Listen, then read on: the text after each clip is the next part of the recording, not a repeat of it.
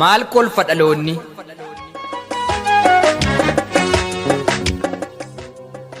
Diinqoo ofiittis haa ta'u yookiinis bakka gabaa kolfi irbaata sammuutii waan baay'ee xiiqa qabaa. Yoo kolfanii kasaa yaaddoon namarraa caba. Warra dhukkubsatu miti dhukkuba jinniif golfa. Kan garaan madaa hin qabne kan gammadetu kolfa.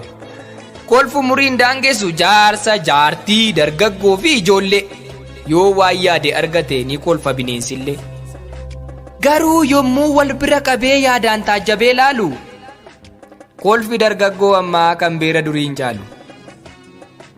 Beerri durii yommuu kolfitu qiis qiis qiis qiis qiis qiis jetti. Dargaggeessa ammaa ammoo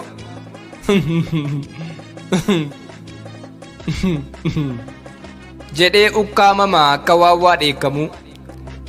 Ni kolfaaf ni bo'aansaa yoo adda bahee hin beekamu.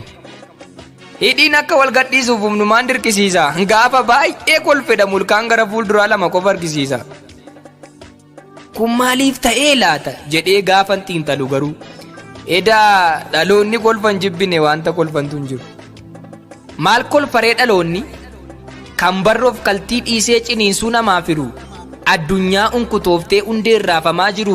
Cilaattii cabbii ta'ee cabbii cilaatta'eeru. Kan dhoqqeef dammi wal magnaan akkaataan itti fo'an ibboo guddaa ta'eeru. Wanta amma dhagaattee ganiin ulfaatomma baalaa. Kan dhoksaa walitti metuu dhoksaa walii daldaala. Kan shittoo wal dibetu deebee bukoo wal faala.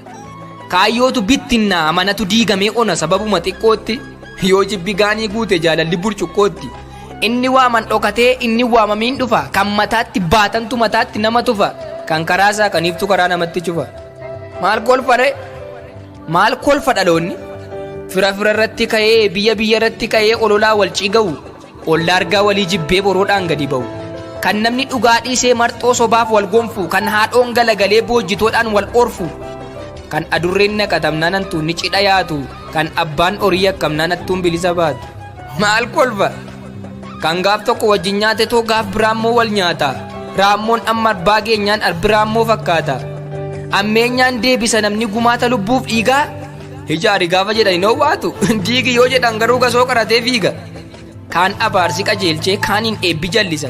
Kaan agabuun furdisee kaaniin nyaanni qallisa. Goonni dhugaan beekamu farda tarree baqata. Jaarsi du'aaf eegamu durba qarree naqata. Waliif yaaduun ulfaannaan ofittummaan onnata. Muraasni lafa dhiinnaan kumaaf kittiin lollata. Jaalalli mucucaatee jibbaaf gadhiise bakka. Maaddii tokkorraa nyaatee abbaaf ilma wal shakka. Inni kaan as fakkaata inni kan biraan duuba. Kaan dhimma sangalchine akka abbaa dhimmaa dhuuba. Tuulluun fuulleetti ilaalan yoo itti siqan hurriidha. Wanti damma fakkaatus yoo dhamdhaman furriidha. Maal kolfaa?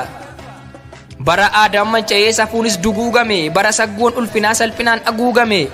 Silmii dhiiga tuutuudhaaf sababaa tarreeffatu. Dhiira fuudhuudhaaf xalayaa barreeffatu.